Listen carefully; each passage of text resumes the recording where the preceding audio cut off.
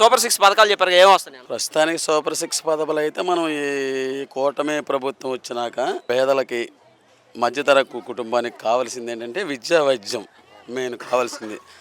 దాని మీద ఫోకస్ ఇంతవరకు ఎవరు పెట్టలేదు. దయచేసి పేదలకు మంచి విద్యా వైద్యం అందించాలని కోరుకుంటున్నాము.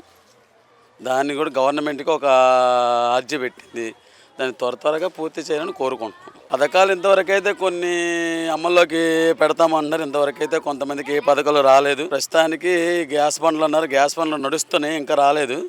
నెక్స్ట్ అమ్మఒడి అన్నారు, అది మే నెలలో ఇస్తానంటున్నారు, మొన్నే చెప్పారు, ఇంకా అది మా అమలుకి రాలేదు. ఫ్రీ బస్ అన్నారు, ఇంకా అమలుకి రాలేదు.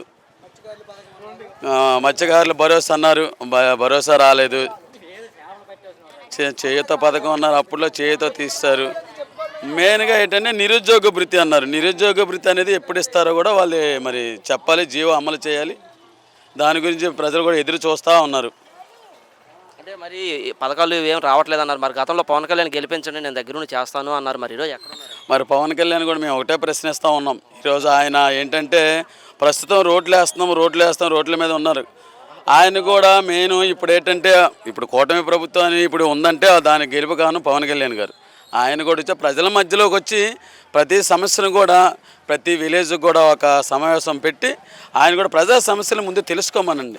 నేను గెలిచానని చెప్పేసి ఆయన ఎక్కడో ఉండిపోతున్నాడు. ప్రజల్లోకి రమ్మనండి ఒకసారి, ఎందుకంటే వాళ్ళ నాడి తెలుస్తుంది. ఈరోజు ఆయన మొహం చూసే కదా కూటమి ప్రభుత్వానికి ఖజానా ఖాళీగా ఉంది, డబ్బులు లేవు, పథకాలు చూస్తే భయం వేస్తున్నా చంద్రబాబు. ఖజానా కానీ మరి అలాంటప్పుడు ఉచిత హామీ పథకాలు ఇవ్వకూడదు. పోనీ అప్పుడు జగన్మోహన్ రెడ్డి అనే ఒక వ్యక్తి పరిపాలించేసింది 5 సంవత్సరాలు మాత్రం. అందులో 2.5 సంవత్సరాలు కరోనాలో ఉంది. కరోనా కష్టకాలంలో కూడా ఆయన అన్నీ అమలు చేశారు. కాకపోతే ఆయన ఉన్నంత వాళ్ళు అప్పుల పాలు శ్రీలంక అయిపోయింది. మరి ఇప్పుడు ఏమైపోయింది? ఈయన పథకాలు 9 నెలలు వచ్చి ఆయన ఉండేటప్పుడు శ్రీలంక అయిపోయింది, మరి మయన్మార్ అయిపోయింది, తీన్మార్ అయిపోయింది, డప్పుమార్ అయిపోయింది. మరి ఈయన వచ్చినాక కూడా కొంచెం ముందుకు వచ్చి పిల్లలకి మెయిన్, పేదవాళ్ళకు మెయిన్ ఉన్నటువంటి ఇప్పుడు రేట్లు పెరుగుతూ ఉన్నాయి. ప్రస్తుతం ధర చూసినట్లయితే రేట్లు ఏమాత్రం తగ్గలేదు. బియ్యం రేటు బాగా ఎక్కువ ఉంది. బియ్యం రేటు పేదవాడు కొనుక్కునే పరిస్థితిలో లేడు ఉన్న బియ్యం రేటు కూడా. దయచేసి మీరు రేట్లు తగ్గించమని కోరుతూ ఉన్నాం. ఏ ప్రభుత్వం అందుబాటులోకి వచ్చినా సరే మెరుగైన కొంచెం మంచి పరిపాలన